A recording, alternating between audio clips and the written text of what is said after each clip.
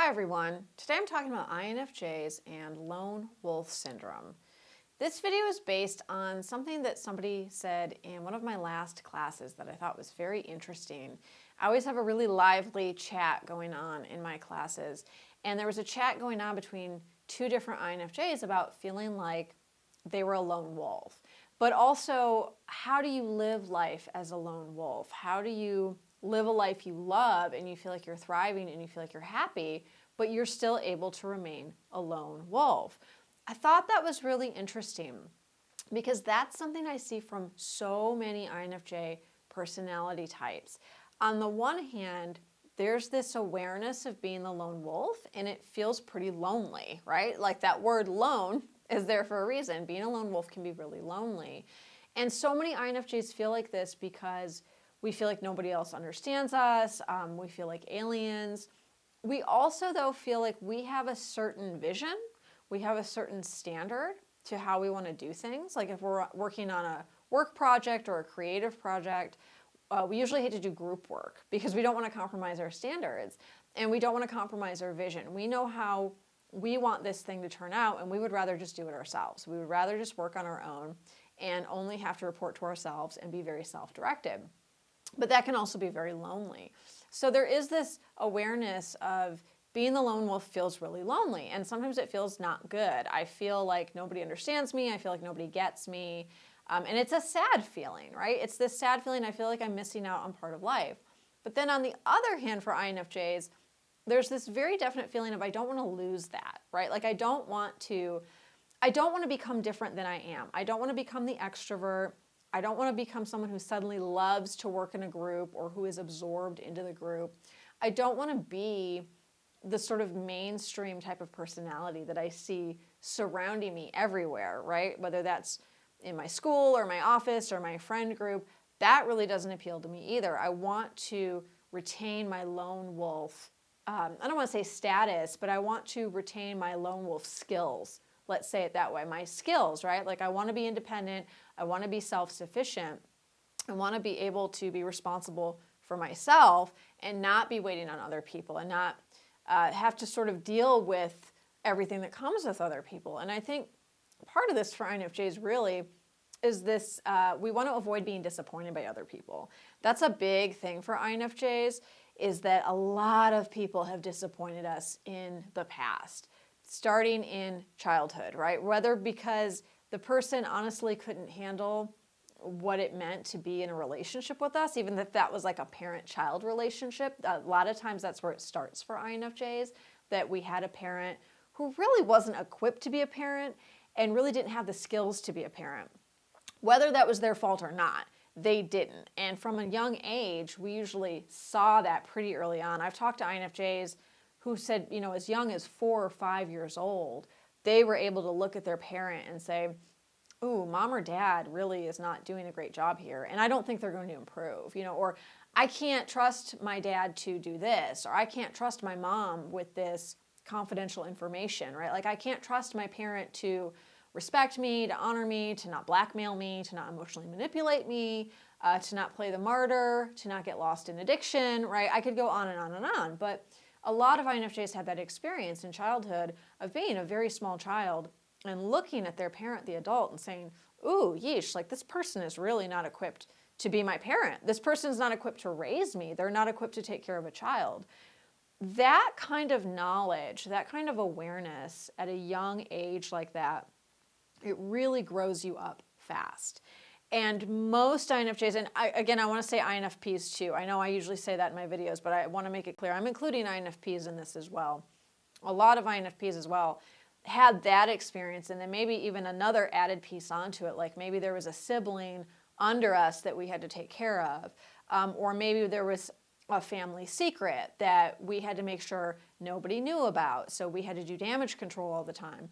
Or maybe there was a lot of like ugly conflicts breaking out in the house, violence in the house, and we were always trying to be the mediator to really minimize the fact of that violence and then the ramifications of that violence when it happened. So again, those pieces too added into the mix grows you up really, really fast. So most INFJs and INFPs have the experience of being a child who didn't have much of a childhood, or who was a very mature child, or who became self-sufficient at a really young age due to circumstances or what have you.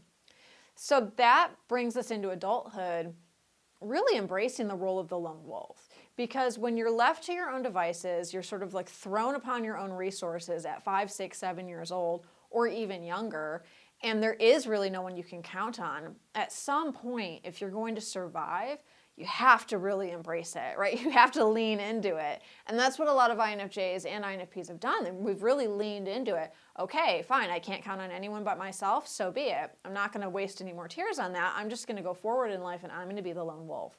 So I'm going to make sure that I know how to do everything I need to do.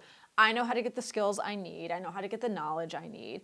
And INF types can be very, I don't want to say secretive, but almost like crafty about this knowledge. Like, we're going to do everything under the radar, right? No one is even going to know how hyper self-sufficient we are. But, if the apocalypse hits, like, we really have everything all lined up. I feel like the only type that rivals us in that might be the INTJ or the ISTP, who tends to be a little bit more practically prepared than us, but we're really emotionally prepared. INFJs and INFPs have really been in the emotional trenches of life, so we are prepared to just go it alone, lose everything, and just deal with the fallout all on our own.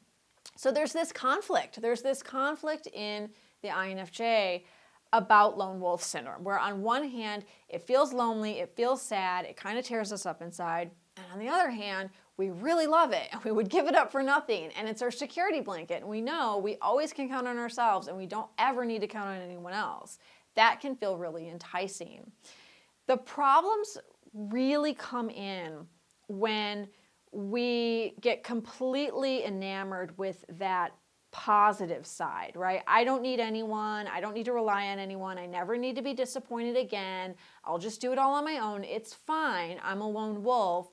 That's great. That's what I want to be. I want to be the lone wolf. And we really start going towards it.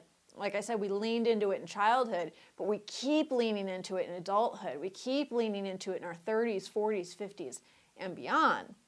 That's when it can really cause problems, because we have a wall up. And other people sense that wall. And we have an extreme reluctance to ask for help, ask for support, reach out for connection, collaborate with other artists. Almost every INFJ or INFP is a highly creative person, and collaboration is really good for our health a lot of the time. Even if we don't want to collaborate on an actual creative project, if we have published a book, you're going to need to reach out and ask for reviews, or ask for a blurb, or ask for a beta reader, like ask for help for this or that. If you have another creative project, you're going to want to ask for feedback, right? Even if you're just like, I need feedback on my website. So it's really important that we don't get lost in the identity of the lone wolf, and we learn how to ask for help, and we learn how to give a chance for collaboration, and we learn how to take those little risks in being vulnerable with other people, because that's the root of it for INFJs and INFPs. And I will say, I think a little bit more heavily with INFJ personality types here, is this fear of vulnerability. It's not even just a fear, it's a terror of vulnerability. Someone will see that I'm weak, someone will see the real me, someone will see how weird I am, someone will find out about my past, they will find out this, that, or the other, right? Every INFJ has this like vault of secret things that they don't want other people to know about them. And it doesn't mean they're necessarily bad things. A lot of them are quite normal things, but INFJs are just highly, highly secretive about their private lives, especially their inner lives. INFPs can also have this as well. This is not just an INFJ thing, but I do see it in the majority of INFJs. So the lone wolf thing, it's really about like, I don't trust anyone else to see me. I don't feel comfortable with anyone else seeing me, because if someone saw the real me, then I'm fully vulnerable. Now things are dangerous. And that happens because we weren't allowed to be vulnerable in childhood, right? It was dangerous back then. For us to be vulnerable and us to be fully seen and not invisible and not flying under the radar, in childhood, that was a high-risk activity, and that was a high-risk event that could really lead to some unfortunate consequences, especially if we had an abusive parent, a parent who wasn't mentally healthy, a parent who's addicted, and who's very unpredictable and volatile in their actions towards us. That could really be dangerous. So we've carried that into adulthood. Like, I need to be the lone wolf and have this wall up, and I can never ask for help, and I have to be hyper independent.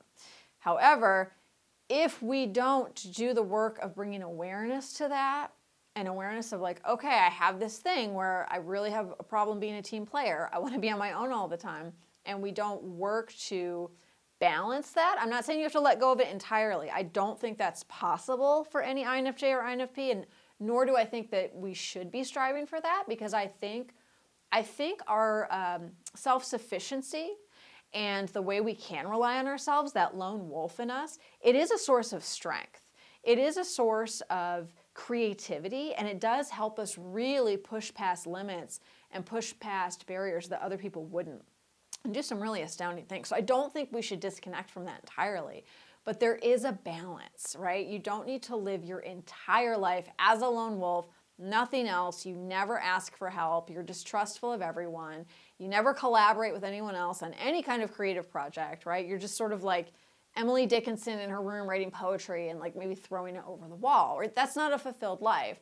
As much as we romanticize Emily Dickinson, her life doesn't sound like a life to me that was very fulfilling, right? I don't want to be the recluse who's just writing my pages of creative prose and shoving it under the door, and I hope someone finds it someday. I want to have friends, I want to have connections, I want people to read my work, I want people who want to talk with me about my work, right? All of that comes from moving outside of the lone wolf identity. This is a topic I'm going to be talking about very deeply in my new class coming up. It's called Living for Yourself. This new class, the whole thing was born out of the comments I talked about, those people chatting in that last class about being a lone wolf. And, one of them said, oh, I'd love it if you would do a class on this, being a lone wolf, living for yourself, like not having to serve everyone else's needs before your own, because it's such an INFJ, INFP thing, and nobody talks about it. There's not much out there on it. So I thought about it. It was a couple months ago. And then I said, this really is needed. I looked at the questions I get from my clients and my students, and so much of it comes back to, who am I? What do I want? I've devoted my whole life to being there for my partner, being there for my family, being there for my friends, like always advocating for harmony in the group, and always being the support system for everyone else. So what do I want now, right? Like, who am I, and how do I find that out? And how do I come into this person who is able to assert boundaries and express my needs and live for myself and not be living for other people all the time? So that's what this new class is all about. It starts Thursday, November 30th. It's a 3-week class. Thursday, November 30th, Thursday, December 7th, Thursday, December 14th, 7 to 8:30 p.m. Eastern. All classes will be recorded, as they always are. All of my classes are always recorded. I do urge you to register for this class even if you can't attend live, because you will get the lifetime access to the recordings. So 6 months down the road, a year down the road, you'll still have them. So even if it's not right for you now, you can revisit it in the future. You can use them and listen to them whenever you want. If you have any questions about this class, please email me, lauren@laurensapala.com. I would love to get the questions answered before registration closes. Registration opens November 25th, and it's open until November 29th. So it's 5 days only. So please get in while you can get in. It will be opening in just a couple days.